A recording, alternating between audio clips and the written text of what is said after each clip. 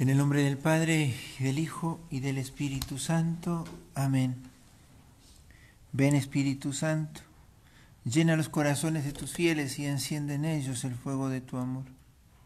Envía tu Espíritu y todo será recreado, y renovarás la faz de la tierra. Oremos.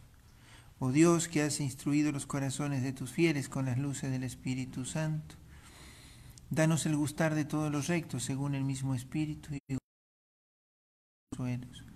Por Jesucristo nuestro Señor. Amén. Dios te salve María, llena eres de gracia, el Señor es contigo. Bendita tú eres entre todas las mujeres, y bendito es el fruto de tu vientre Jesús. Santa María, Madre de Dios, ruega por nosotros pecadores, ahora y en la hora de nuestra muerte. Amén.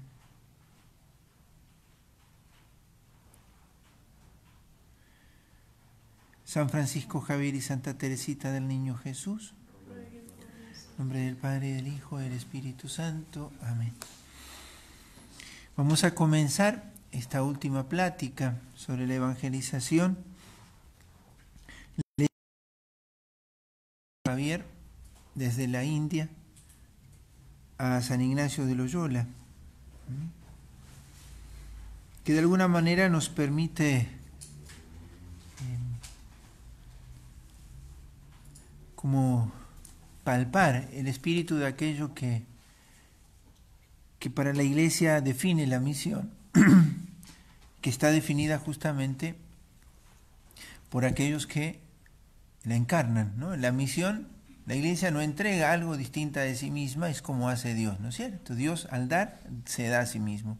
La Iglesia al anunciar, al evangelizar, al suscitar la fe, al invitar al hombre a convertirse para alcanzar la salvación plena en Cristo, lo que hace es darse a sí misma e invitar a que los pueblos se incorporen a ella, ¿no? Es ella, el misionero se está dando en el anuncio. Vamos a leer esta carta de Francisco a Ignacio. Visitamos las aldeas de los neófitos, que pocos años antes habían recibido la iniciación cristiana. Esta tierra no es habitada por los portugueses, ya que es sumamente estéril y pobre, y los cristianos nativos, privados de sacerdotes, lo único que saben es que son cristianos. No hay nadie que celebre para ellos la misa, nadie que les enseñe el credo, el Padre Nuestro, el Ave María o los mandamientos de la ley de Dios. Por esto, desde que he llegado aquí, no me ha dado un momento de reposo. Me he dedicado a recorrer las aldeas, a bautizar a los niños que no habían recibido aún este sacramento. De este modo purifiqué a un número ingente de niños que, como suele decirse, no sabían distinguir su mano derecha de la izquierda. Los niños no me dejaban recitar el oficio divino, ni comer ni descansar, hasta que les enseñaba alguna oración. Entonces comencé a darme cuenta de que de ellos es el reino de los cielos. Por tanto, como no podía cristianamente negarme a tan piadosos deseos, comenzando por la profesión de fe en el Padre, el Hijo y el Espíritu Santo, les enseñaba el símbolo de los apóstoles y las oraciones del Padre Nuestro y el Ave María. Advertí en ellos gran disposición de tal manera que si hubiera quien los instruyese en la doctrina cristiana, sin duda excelentes cristianos. Muchos en estos lugares no son cristianos, simplemente porque no hay quien los haga tales. Muchas veces me vienen ganas de recorrer las universidades de Europa y de ponerme a gritar por doquiera, como quien para impulsar a los que poseen más ciencia que caridad con estas palabras. ¡Ay, cuántas almas por vuestra desidia quedan excluidas del cielo y se precipitan en el infierno! Ojalá pusieran en este asunto el mismo interés que ponen en sus estudios. Con ello podrían dar cuenta a Dios de su ciencia y de los talentos que les han confiado. Muchos de ellos, movidos por estas consideraciones y por la meditación de las cosas divinas, se ejercitarían en escuchar la voz divina que habla en ellos, y dejando de lado sus ambiciones y negocios humanos, se dedicarían por entero a la voluntad y al arbitrio de Dios, y diciendo de corazón: Señor, aquí me tienes, ¿qué quieres que haga? Envíame donde tú quieras, aunque sea hasta la India. son fragmentos de 2 cartas de Francisco a San Ignacio de Loyola. Francisco se va en el año 1541, 1542, se va por 10 años a misionar a las Indias. Cuando se vaya no vuelve más, San Ignacio no lo vuelve a ver, pero esta carta así nos describe como esas otras muchas de los misioneros también de América que describían cómo era la vida en la misión, ¿no? Francisco Javier y Santa Teresita, 2 vidas aparentemente muy distintas. Francisco misionero allá en el extremo oriente, una carmelita. La Iglesia los ha puesto como modelos de las dos dimensiones de la vida apostólica, de la vida misionera, ¿no? La vida activa y la vida contemplativa. En este último encuentro, recuerden, para comunicarnos, si alguien quiere hacer preguntas o comentar algo, tengo aquí el teléfono, más 54 39 343 4058 973, o en el mismo comentario de Facebook, allí dejan la pregunta y me la alcanzan aquí, o algún comentario. Vamos a respondernos hoy a 2 preguntas con las que cerramos estas pláticas, no pretendiendo decirlo todo, no es la intención, pero sí al menos plantear cuestiones fundamentales que hacen a la evangelización para poder nosotros, desde el momento que nos toca vivir como parroquia, y algunos que no son de la parroquia de Santa Elena, de donde sean, o de los movimientos, lo que decimos de las parroquias es porque a nosotros esto es lo que directamente nos incumbe, ¿sí? Si hay quienes no están directamente involucrados en parroquias, porque forman movimientos o asociaciones que trabajan más allá de las parroquias, esto lo deben leer y aplicar según esa formalidad o esa particularidad, ¿no? No porque no estés activamente en una parroquia, no estás por eso necesariamente evangelizando. Los institutos de evangelización, ahora cuando veamos los agentes, Pablo VI dice expresamente que existen institutos de evangelización para la misión, ¿no? Vamos a respondernos a la primera pregunta: ¿quiénes son los agentes de la misión? Recuerdan que estos días nos respondíamos quién es el protagonista de la misión. El protagonista de la misión es el Espíritu Santo, y eso no se nos tiene que olvidar. Pero ese protagonista asoció y asocia a su obra a la Iglesia. Por eso, ¿quién es el agente principal unido al Espíritu Santo? La Iglesia. Tal vez parece una obviedad, pero es muy importante al momento de entender toda acción misionera. El evangelizador no va en nombre propio, ni siquiera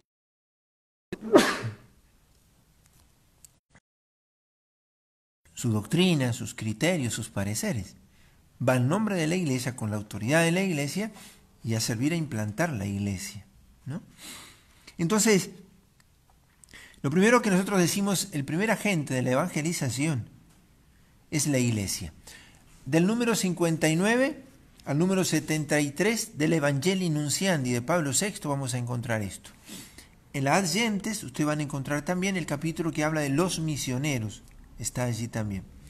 Y también en la Redemptoris Missio, Juan Pablo II habla de, en los números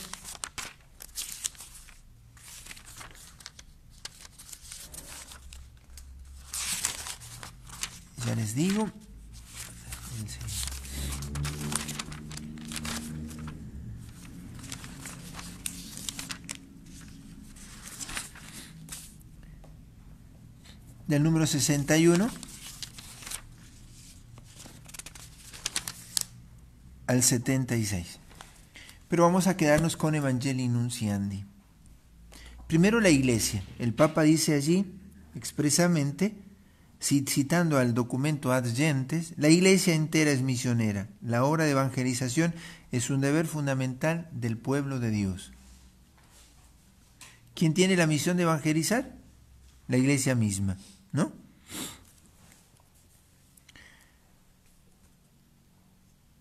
Y si es la iglesia el agente principal de la misión, es una acción eclesial. Dos principios importantes, convicciones, dice Pablo VI, que debemos tener.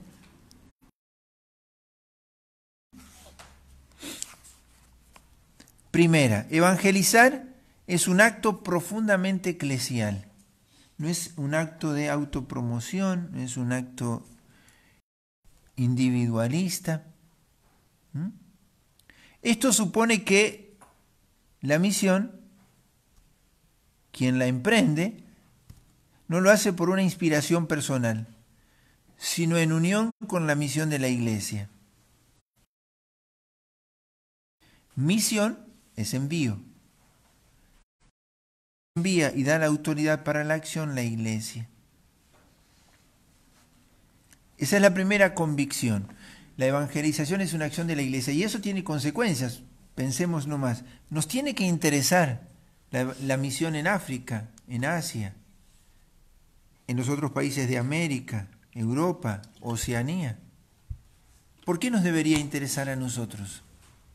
¿Por qué a nosotros nos debería preocupar sostener la misión? Porque es misión nuestra. El cuerpo místico de Cristo, la iglesia, que es el agente principal de la misión, yo formo parte de él. Yo tengo mi modo de participar de él, por eso decíamos recién lo de Santa Teresita del Niño Jesús. ¿Cuál es su modo de participar en esta misión? Su oración.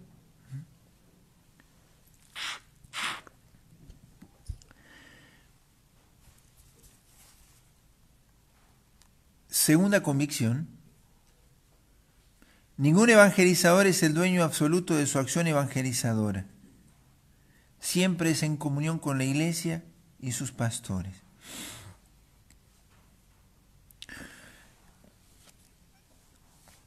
Tal vez esto aparecería como más claro cuando un misionero se va de un lugar a otro, ¿no? Una diócesis que envía a otra diócesis. Nosotros, por ejemplo, que tenemos el Padre Eduardo en Costa de Marfil, la diócesis de Paraná, el obispo de Paraná, lo envía y el obispo de Marfil lo recibe, ¿no? Es en comunión con la iglesia y con los pastores. En la misión de la parroquia, en la misión evangelizadora de nuestras comunidades, de nuestros movimientos o asociaciones, también deben aprender a vivir esta dimensión. ¿Qué quiere decir esto? Que es con el espíritu de la iglesia. ¿Sí? O sea, lo hago porque lo hago en nombre de la iglesia y tiene que ser en comunión con los pastores, que es con el obispo. El obispo es el pastor sucesor de los apóstoles en cada diócesis. Entonces, estas dos convicciones ya a nosotros nos enmarcan mucho. Lo que hoy debemos hacer en nuestro pueblo, en nuestra parroquia, o allí donde nos toque estar, es mi responsabilidad como iglesia frente a Dios. Y estoy allí porque estoy ungido y consagrado en el bautismo para servir a esa misión, a que todos los hombres conozcan la verdad y se salven. Pero además me tiene que interesar y preocupar, y de lo cual me debo aprender a ocupar, de lo que los demás también hacen. Y ya le digo aquí, hay algunos desafíos para nuestra vida de comunidad. Ya hablábamos algo de esto cuando hablábamos de la necesidad de la unidad. La preocupación por tus hermanos. Nos es bastante más fácil acudir a las cosas que nos interesan y nos gustan. Y les voy a decir algo, aunque sea yo el que lo diga, pero se los tengo que decir yo, ¿no es cierto? A los que son de Santa Elena. Cuando el párroco de una comunidad, pongamos una comunidad allá lejos, Santa Elena, el párroco convoca a los fieles y les propone algo. ¿Cuál sería el criterio por el cual un fiel diría que no? No me responda porque no los escucho, ¿no es cierto? Pero ¿cuál sería el criterio por el cual un laico, ante la convocatoria de su pastor, que les invita a la evangelización en este caso, cuál sería la razón por la cual le deberían decir que no? O podrían decirle que no. Yo no la voy a decir porque no la sé. Les digo desde mi lado. ¿Por qué les digo esto? Porque ¿qué se entiende por pastoreo de una comunidad en orden a poder cumplir esta misión? Cuando el fiel solo se suma en las cosas que le interesan. Y no es que deba sumarse en todo, pero ha de preguntarse cómo ha de colaborar con lo que otros hacen. Lo mismo nos pasa a los sacerdotes con el obispo. ¿Con qué criterio yo le voy a decir a mi obispo, yo no me sumo a lo que el obispo pide? Sería una rebeldía, no habría otra razón. Al menos que pida lo malo, que puede darse en algún caso. Pero trasladémoslo a la parroquia nuestra. Y saquen que estoy yo el que se los dice, para el párroco que venga. ¿Cuál sería la razón por la cual un fiel laico no hace suyo la convocatoria, el pedido, el llamado de su párroco? Miren, necesitamos evangelizar aquel barrio, necesitamos catequistas, necesitamos evangelizadores, necesitamos para la caridad. ¿Cuál podría ser la razón que siquiera se considere aludido o se tome por aludido en eso? Y tiene que ver con esto. Muchas veces no sentimos nuestra la misión que le ha confiado el obispo al párroco. Usted hace esto, de eso me lo dicen después. ¿No es cierto? Todo lo que usted tenga que decir de defecto del sacerdote, díganselo al sacerdote. Corríjanlo. Pero yo lo digo de modo hipotético, saquen que sea yo el párroco hoy de Santa Elena. Pero como una consideración. Lo que dice el obispo o lo que nos va invitando el Santo Padre. En todo lo que podemos, pero nos hacemos cargo de todo esto. Entonces esto es lo primero. El agente principal es la Iglesia. Y yo no puedo solamente adherir a lo que me gusta. Porque ¿cuál es el criterio? Obviamente. Y embarcarme en lo que el pastor me pone. ¿Por qué no lo he de hacer si me lo propone el pastor?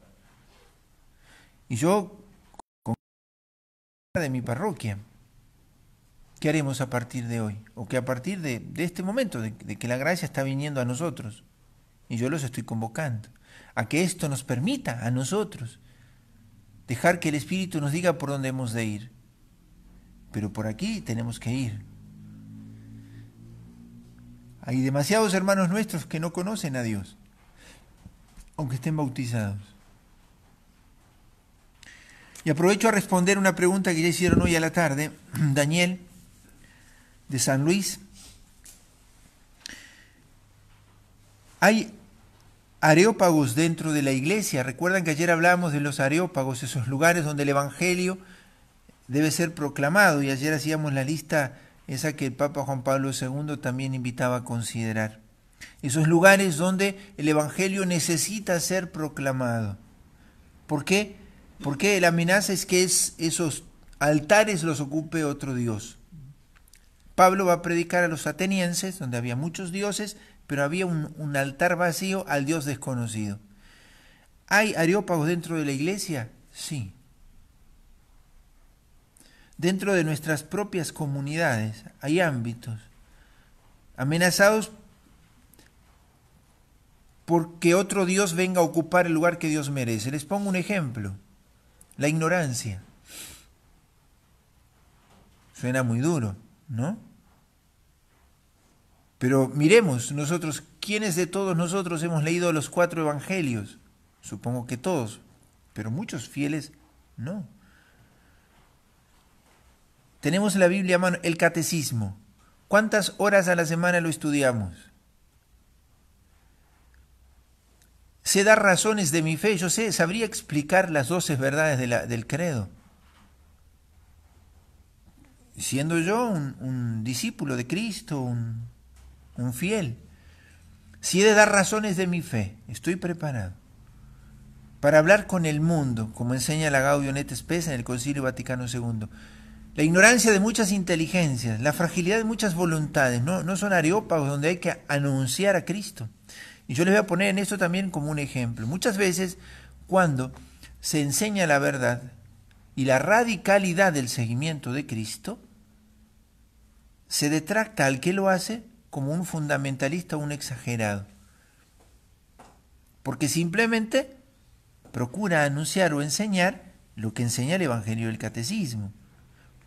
Pongamos, el concubinato sigue siendo concubinato, por más que la sociedad nuestra lo haya de alguna manera aceptado. Pero el concubinato es, como siempre, un pecado. ¿Cómo han de vivir dos católicos unidos en matrimonio sacramental? Pero no sería extraño que muchos cristianos hayamos dejado que ese trono de la verdad esté ocupado por el relativismo moral. Pongamos el aborto. Cristianos que vienen a misa y comulgan y dicen el aborto en algunos casos es lícito. Han dejado que el trono de la verdad, de la justicia y la caridad esté ocupado por el relativismo o el subjetivismo. Lo más duro es que uno no reconoce que eso está así. Entonces, hay areópagos donde hay que anunciar a Cristo dentro de la iglesia, ¿sí? Y así podríamos hacer una lista de cosas que a veces se dan. La ignorancia es uno. Los ámbitos de la educación, la formación de las conciencias, son areópagos. Las escuelas parroquiales son areópagos, porque en ellos también se necesita seguir proclamando con voz bien clara y alta la primacía de la gloria de Dios y que la dignidad humana se la revela al hombre Jesucristo, ¿no? Con su gracia. Entonces, a esta pregunta de Daniel, desde allá lejos, Daniel es el responsable, uno de los responsables a nivel nacional de las capillas de oración perpetua, que nos ha hecho mucho bien cuando vino 2 veces ya a Santa Elena, en su primera misión pudimos abrir, gracias a Dios, luego la capilla de oración perpetua, y aprovecho a agradecerle a Daniel, que no sé si está ahora conectado, pero él me preguntaba esto hoy a la tarde, ¿no? Entonces, hay areópagos dentro de la iglesia. Piensa en tu vida si no hay areópagos. Espacios de tu vida en los cuales, y yo de esto nunca me formé, yo de esto nunca, ¿no? Pero nuestro desafío en la política, nuestro desafío en las organizaciones sociales, muchas veces vacíos en doctrinas morales sólidas para vivir los mandamientos según como el Señor los ha dicho. Entonces, cuando hablamos de que esto de poder colaborar con la iglesia, con la misión de la iglesia, siendo yo iglesia, es muy importante. Pero ¿qué pasa? Muchas veces no nos sentimos como atraídos por esto. Y yo se lo digo como párroco. Y no digo que no sean solamente los fieles laicos, también los sacerdotes. Uno también a veces esquiva a la responsabilidad de la misión. Entonces esto es para todos, ¿no es cierto?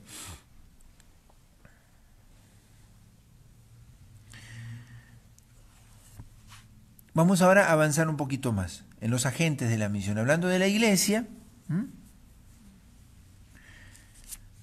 esa iglesia universal, el Papa mismo va a ir indicando, la iglesia universal, la iglesia diocesana y nosotros las comunidades parroquiales, ¿sí? Y vuelve a hacer el Papa esta invitación. Una vez que uno considera la misión desde el lugar donde está, la misión tiene que mantener su dimensión universal. Una parroquia madura también en sus hijos cuando los sabe dar a la iglesia. Yo me acuerdo ya hace 20 años, allá por los tiempos de mis primeros años de ministerio, cuando estaba en Feliciano, este era un tema muy recurrente, estábamos en el año 2000, jubiló el año 2000 y eso, ¿no? Tuvimos una experiencia misionera muy linda y muy rica con la comunidad de Feliciano, pero una de las cosas que manteníamos siempre diciendo es que nosotros teníamos que anhelar que sangre felicianera corriera por otros países. Dios regaló que así fuera, ¿no es cierto? Hay una misionera afuera que ha estado en la India justamente también, una de aquellas jóvenes misioneras de la parroquia. Hoy no está en la India, está en México. Pero también, por supuesto, la santidad de la misión en la vida cotidiana, ¿sí? Pero para nosotros hoy Santa Elena, lo mismo, las comunidades donde ustedes sean. Una comunidad madura cuando sabe dar a sus hijos, no cuando se lo sabe guardar. Nuestra parroquia tendrá que crecer en eso. Nosotros no tenemos experiencias misioneras fuera de nuestro ámbito parroquial. O sea, no lo estamos dando, no lo estamos haciendo, Dios no lo ha suscitado tal vez, no lo sé. Pero esta apertura a la Iglesia Universal, ¿por qué valía la pena que fueran estas dos misioneras nuestras? Fueron con una de Paraná, con Vicky también, 3 misioneras de la diócesis a Colombia por este año, a hacer una experiencia de fortalecimiento en un movimiento apostólico. Valía la pena. No podían hacer lo mismo aquí. La cuestión no es si podemos hacer lo mismo, sino qué es lo que quiere Dios de nosotros. Entonces, el Papa señala la necesidad de apertura a la Iglesia Universal. Otra cosa que el Papa señala es muy importante que en la misión se custodie siempre el depósito de la fe. ¿Sí? No se puede servir a la evangelización acomodando el mensaje. No, nosotros no podemos, porque no es nuestro, nosotros servimos a eso, acomodarlo a que el auditorio nos apruebe. No, no es eso. La iglesia no busca adeptos. Acomodemos el mensaje para que venga más gente. No. Nosotros servimos a la verdad, al mensaje de la fe, a la tradición viva de la iglesia, que es Sagrada Escritura, y tradición viva y Sagrada Escritura que llega a nosotros por el magisterio. Entonces, con estas convicciones el Papa señala, el Papa es el primer responsable, con él los obispos, de ahí en más los sacerdotes, de ahí los religiosos, estoy enumerando porque ya ustedes lo podrán leer, los religiosos, pero también los laicos, que se consagran a la misión explícita, ¿sí? A aquellos que después lo harán en sus ámbitos parroquia, movimientos parroquiales, movimientos laicales, pero hay laicos que también van a la misión adyentes. Pero también es de los laicos la responsabilidad. Es de ustedes y es mía.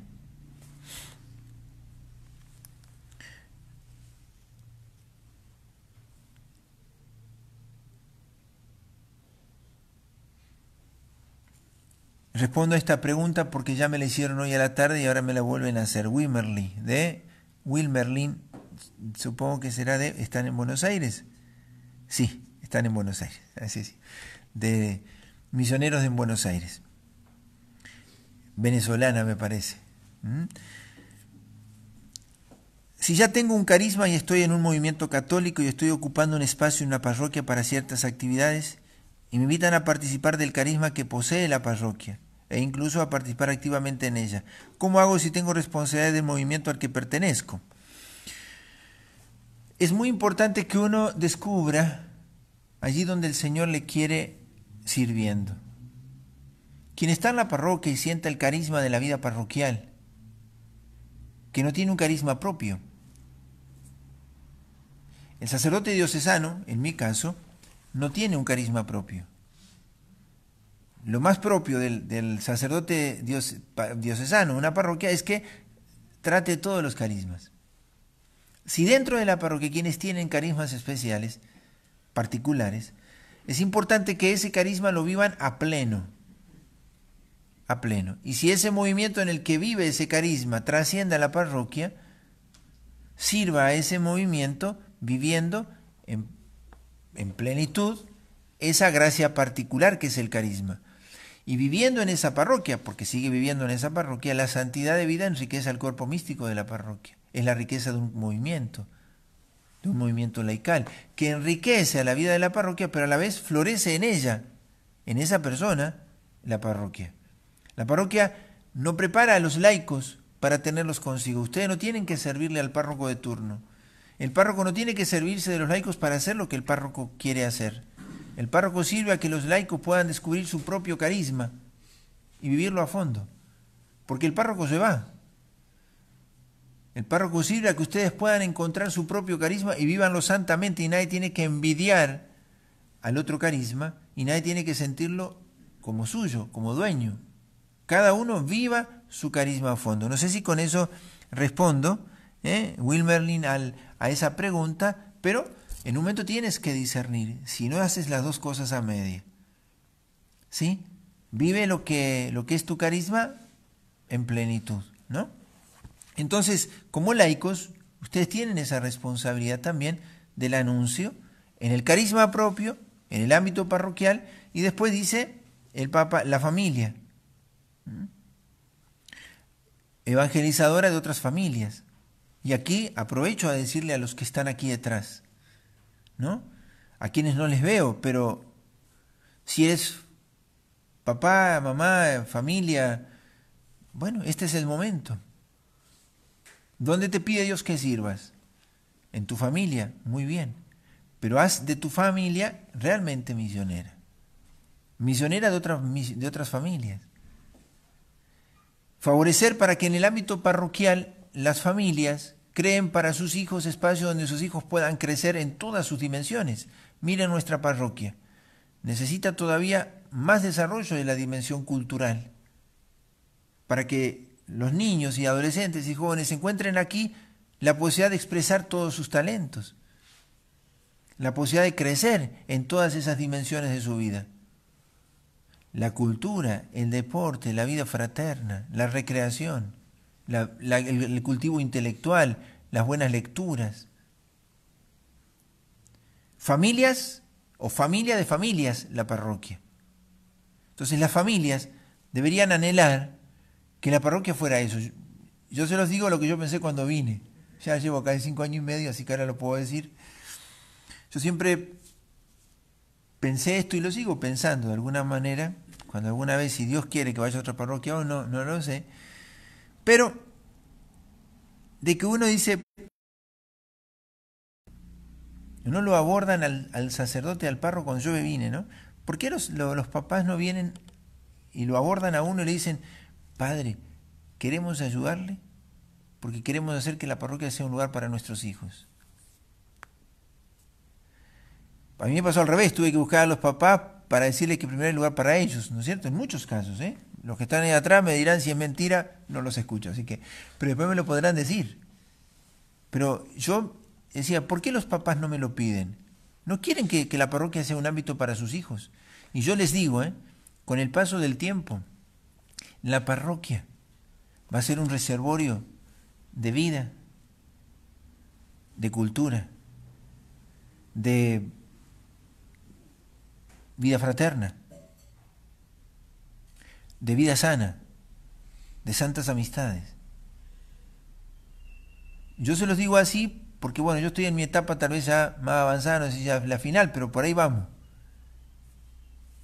Yo esperaba que fuera al comienzo, pero se los digo ahora. Quieran para sus hijos que la parroquia sea el ámbito en el que crezcan, pero no la parroquia solo edificio, no, pero que aquí encuentren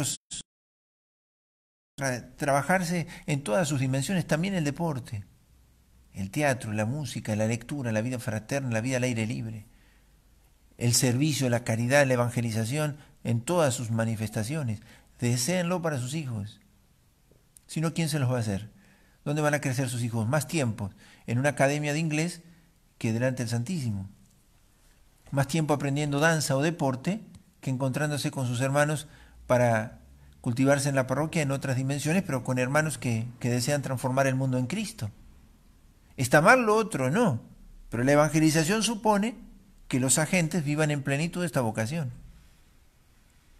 No solamente que sean como los hombres de este mundo, sino que viviendo con los hombres de este mundo, les hablen del cielo y sirvan a que la iglesia y donde estés, ¿no? Los jóvenes.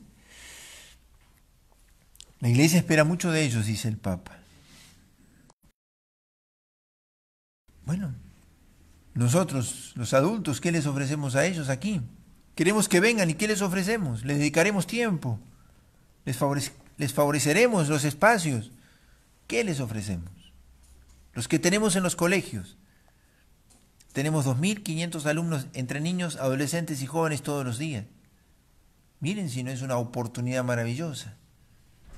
Y después están los ministros propios, las concretas, ¿sí?, dentro de lo que la parroquia va viviendo y va teniendo.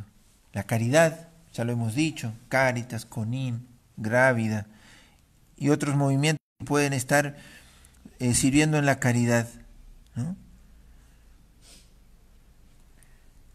A la dimensión profética, y aquí quiero detenerme, al servicio de la evangelización del primer anuncio, retiros de conversión, formación en lo doctrinal, formación en la vida de oración,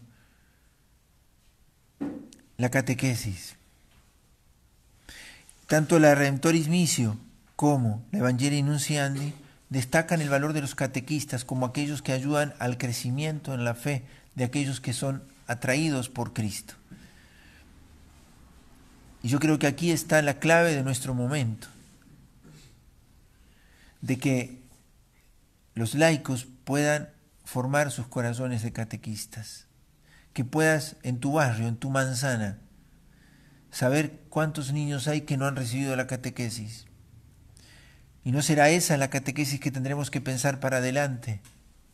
Catequistas en cada manzana y que reúna a los niños en su casa, todas las semanas para orar en el Evangelio, para atender en la caridad a todos los abuelos enfermos o lo que haya de necesidad en ese barrio. ¿Pero qué supone eso? Que aquellos que son llamados a ser catequistas lo vivan con intensidad, con fidelidad. Pero señalan los dos, en las tierras de misión adyentes, los catequistas son esenciales. En muchos casos son los traductores. Son los que están entre el sacerdote que preside la Eucaristía y los fieles que están allí. La predicación la hace el traductor, que es el catequista. Es el que va con el sacerdote por todos los pueblos. ¿Por qué? Porque él al comienzo no les puede hablar con su lengua. Pero el catequista es el que se queda después que los misioneros consagrados son cambiados de pueblo o se van. Suelen ser quienes entienden el lenguaje de esa gente. El lenguaje no es solo sino cultura, modo de comprensión, modo de vivencia de las cosas.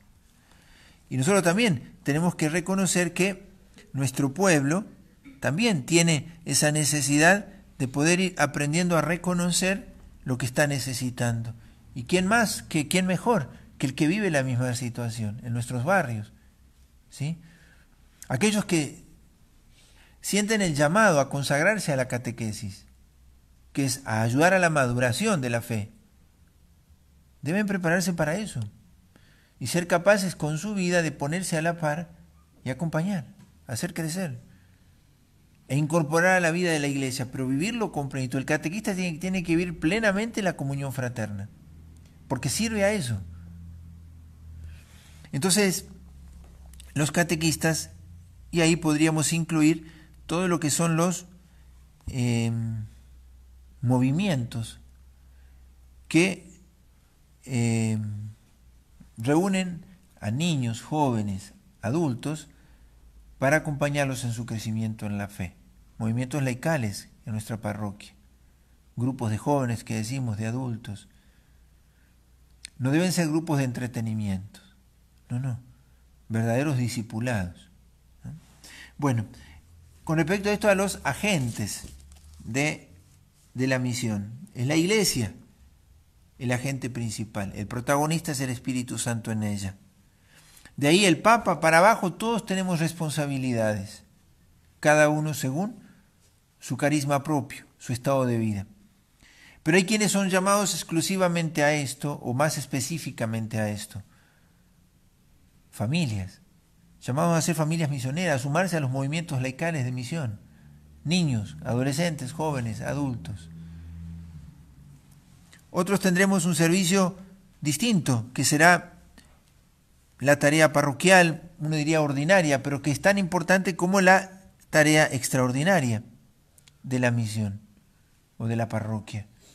Pero la tarea ordinaria también es misión, es acoger al que viene al bautismo, al matrimonio, al que viene a celebrar la Eucaristía con nosotros, a pedir para un difunto, el que necesita que se le visite porque tiene una necesidad material, o porque una mamá embarazada y que teme y piensa en abortar a su hijito, o el que está desnutrido, o aquel que no sabe rezar la palabra de Dios, va un fiel a su casa, como gracias a Dios algunos aquí en la parroquia lo están haciendo.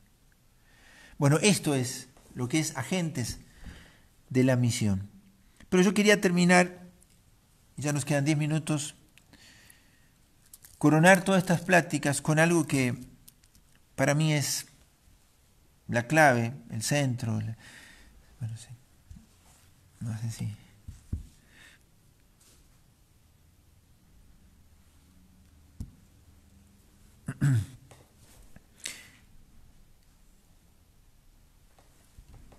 de todo esto. La pregunta sería, la segunda, ¿no? ¿Es el altar de la Eucaristía el centro y el fin de nuestra vida, de nuestra misión? ¿Es el altar de la Eucaristía el centro y el fin de nuestra vida, de nuestra misión? ¿Cuál es el eje de la historia personal y familiar? La Eucaristía es la fuente y el culmen de la vida cristiana. Lo dice el catecismo, ¿no? Misa viene de misión. La misa termina, ¿dónde? ¿Cuándo? La misa no tiene fin, esa es la particularidad. Porque la misa es pan comido, ¿no? Por lo tanto, el que come el pan se hace Eucaristía. Cuando yo, acabada la celebración, se me dice, podéis ir en paz, ite missa est, en latín, podéis ir, vayan, ahora les toca a ustedes, sigan, lo que han comido, compártanlo, y vuelvan a comer el próximo domingo. Al otro día si vas a la misa diaria, pongamos la misa de cada domingo. La pregunta ¿es el altar de la Eucaristía el centro y el fin de nuestra vida, de nuestra misión? Para la verdadera y auténtica evangelización, la Eucaristía el centro de la vida. Porque la madurez o la plenitud de la vida cristiana está en poderle decir a Dios, amén. Amén en la comunión. ¿Amén a qué? Al designio de Dios sobre mí, porque eso es comulgar. Dios vino a mi encuentro y yo hago procesión para recibirlo. ¿A qué le digo amén? A su plan sobre mí, sobre el mundo, sobre los míos. Y cuando yo digo amén y lo como, también le digo amén a las consecuencias de ese unirme con Él, hacerme uno. Quienes en la semana me encuentren tendrán derecho a reclamarme que yo sirva a ese plan. Y Dios tendrá sobre mí una absoluta soberanía para poderme pedir cuanto quiera para que yo le pueda servir. Si yo le dije amén, cuerpo de Cristo o cuerpo y sangre de Cristo, yo le he dicho amén a las consecuencias de esa comunión. Entonces la pregunta es, para nosotros como parroquia o como movimiento, cada uno personalmente, ¿es el altar de la Eucaristía el centro y el fin de nuestra vida parroquial? Aquellos que venimos a la Eucaristía, sentimos que es nuestra la responsabilidad de la evangelización, porque así en verdad se vive la centralidad de la Eucaristía. Si no, no es el centro porque yo todos los domingos sé que tengo que venir a cumplir el precepto, no, sino que es el motor de mi existencia, porque la misa no termina, se prolonga en mí. Yo soy consciente que en la semana la Eucaristía es lo que los hombres tendrán derecho a comer en mí, de que donde yo tenga que anunciar la verdad esa espera ser manifestada en mi vida, la bondad de Dios, su caridad. Por eso la evangelización, cuando decíamos al comienzo, ¿cuál fue la primera pregunta? ¿La aprendieron? Ya la estudiaron, se supone, ¿no? ¿Es necesaria la evangelización hoy? ¿Qué decíamos? Sí. ¿Por qué? Porque nosotros somos los primeros destinatarios. Y debemos aprender a confesar que en nuestra vida aún necesitamos que la verdad nos acabe de ganar. Y ciérrenlo con este amén de la Eucaristía, porque necesito todavía asumir la responsabilidad del amén de la comunión. Tenemos que dar gracias porque tenemos la capilla de adoración perpetua, es un tesoro. Tenemos que dar gracias porque muchos laicos han empezado a leer la palabra de Dios y a rezarla. A rezar el rosario con más devoción, porque tenemos muchos niños, jóvenes y adultos que se han consagrado a Jesús por María. Tenemos muchos laicos que están comprometidos en la acción cotidiana, en las escuelas, en los barrios, en la caridad, en la atención ordinaria de las cosas de la parroquia. Sabemos que faltan muchos más, pero de esta pequeña comunidad en número, sigamos forjando esta naturaleza de misión, que es la que nos debe distinguir. Somos Iglesia Misión. Y por eso la invitación la mía es esta. Respondan a lo que Dios ha puesto en sus corazones. Asóciense como laicos. No se queden solos. Hagan que la parroquia sea el ámbito en el que sus hijos crezcan, o sus movimientos sean los ámbitos donde sus hijos aprendan a conocer a Dios y a conocer a la humanidad. Sean escuelas de humanidad, nuestros ámbitos parroquiales, movimientos, instituciones, donde la caridad nos mueva a sentir con el que sufre y con el que se alegra, a sentir su necesidad, porque la misión es universal. Y no es universal solo en la extensión del universo, sino es universal también en todas las realidades que me rodean, que ninguna me ha de ser extraña, como parroquia o como fiel, consagrado, laico, como fuere. Bueno, y les dejo como otro texto para, no sé si hay más preguntas. Ya con esto vamos a ir terminando.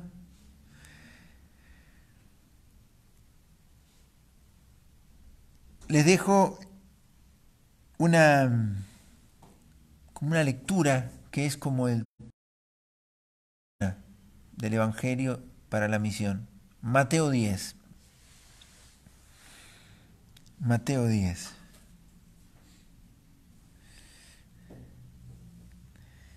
Mateo 10 copila Mateo allí las enseñanzas de Jesús para la misión.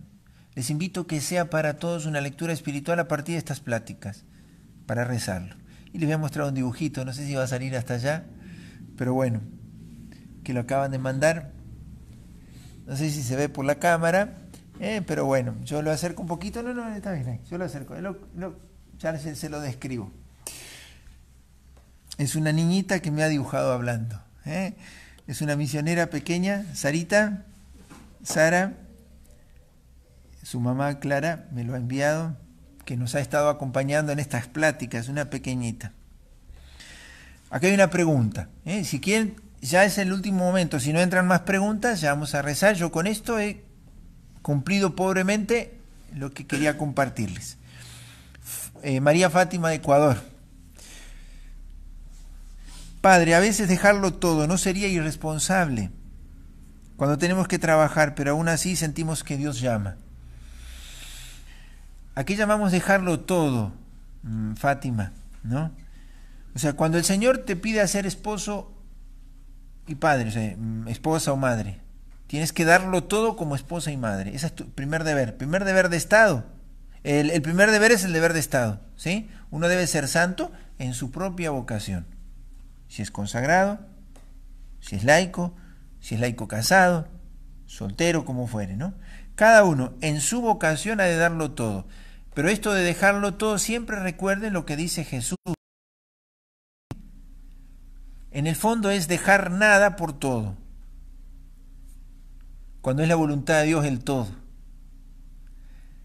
Yo dejo todo por quedarme con lo que el Señor me pide. En el fondo dejo nada por el todo. Si Dios te pide que te cases, tendrás que dejar muchísimas cosas que no son nada frente a la voluntad de Dios que te pide ahora: sé santa como esposa y como madre. Dentro de esa vocación como laica, casada tal vez, o soltera en este caso, Dios puede pedirte como familia priorizar el servicio evangelizador concreto en la parroquia o en el movimiento. Lo tienes que discernir. Por supuesto que es con la responsabilidad propia, el deber de Estado, si eres madre o no, o esposa y madre, o si eres soltera. Si eres soltera, de pronto el Señor mueve al todo a esto, decir, yo te pido esto, que te consagres a la misión y tienes que dejar todo lo demás. Te quedas con Él todo y dejas nada. O sea, sigues eligiendo la voluntad de Dios. Ahora, si la voluntad de Dios es responsable, y que esa también ese sea un ámbito de misión. Dios no te pide que dejes eso para ser misionero. Si Dios te lo pide para que le consagres en la vida a la misión, no lo dudes. Pero uno siente más al servir en la caridad o en la evangelización, uno no tiene que faltar al deber de Estado. Mientras Dios no le muestre claro que ha de dejar este estado de vida por un nuevo estado de vida. Pero mientras no sea así, uno no debe descuidar su familia. Primer deber es su esposo, su esposa, su padre, sus hijos, el estado de vida que tenga. Su deber de Estado en el trabajo, en la universidad, y se asume una responsabilidad en un movimiento o en la parroquia, porque ve que puede hacerlo, debe hacerlo sin excusas y hacerlo muy bien. Entonces, todo depende, Fátima, si Dios te pide que dejes tu estado de vida para que asumas otro, te consagres a la misión y tendrás que dejar el trabajo. Ahora, si el Señor no te pide eso, dedícate a la misión, dedícale el tiempo, esfuerzo, talento, pero no descuides tu trabajo porque es también tu deber de Estado, como tu familia. Bueno, muy bien, hasta aquí he llegado, son las 10:01, así que hoy hemos cumplido el deber de Estado, no les hemos robado más minutos.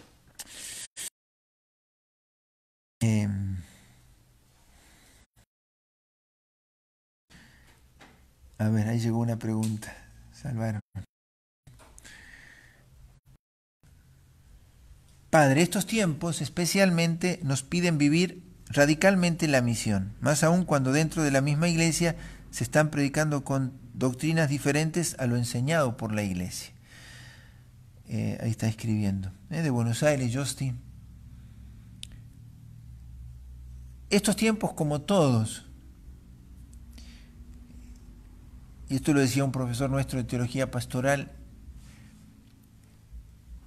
Dios lo pide todo siempre. No es que ahora voy a dar algo más, si tiene que tender la cama o ordenar sus zapatos, eso es darlo todo, hacelo bien. Si tienes que limpiar algo, límpialo bien, ¿no? El darlo todo ahora. Entonces, los tiempos, los nuestros, sí, requieren tal vez mucho más lucidez. ¿Por qué? Porque a veces hay ámbitos de confusión. Dentro de la misma iglesia pueden enseñarse cosas contrarias a la fe. A veces pasa. Lo que yo le decía hoy, esto de que a veces la moral se relativiza, se subjetiviza. Y a veces nosotros mismos, los sacerdotes, podemos predicar cosas que no están en el magisterio de la iglesia. No. En eso sabemos que tenemos que ser fieles a ella. Pero que eso requiere muchas veces más valor, sí. Porque dentro de la iglesia se nos detracta cuando a veces podemos querer vivir la radicalidad del Evangelio. Sí. En ámbitos nuestros, de familia o de amigos católicos, que cuando uno le dice lo que uno quiere vivir, eso era antes. ¿Cuántos papás lo sufren con sus hijos? ¿O cuántos hijos lo sufren con sus papás? Que no les dejan y que no les permiten. Entonces la radicalidad es de siempre. Recuérdenlo siempre, cada acto libre define lo que sos. Porque cada acto libre es la opción por lo que quiero amar. Siempre. Y entonces cada acto libre es un acto de madurez. ¿Sí? Si lo hago en el bien, para crecer. Si lo hago en el mal, para decrecer o para dañarme a mí mismo. Un acto de madurez para bien o para mal. Pero cada acto libre define lo que yo quiero amar. Cuando digo la verdad frente a la posibilidad de mentir y acomodar las cosas, no, yo amo a Dios, ¿sí? Y no importa que me vean o no me vean, no. Es mi libertad la que define, ¿sí? Yo con mi acto libre defino lo que quiero ser, porque elijo lo que quiero amar. Y por eso la misión y la evangelización como parroquia también a nosotros nos define cómo queremos la parroquia.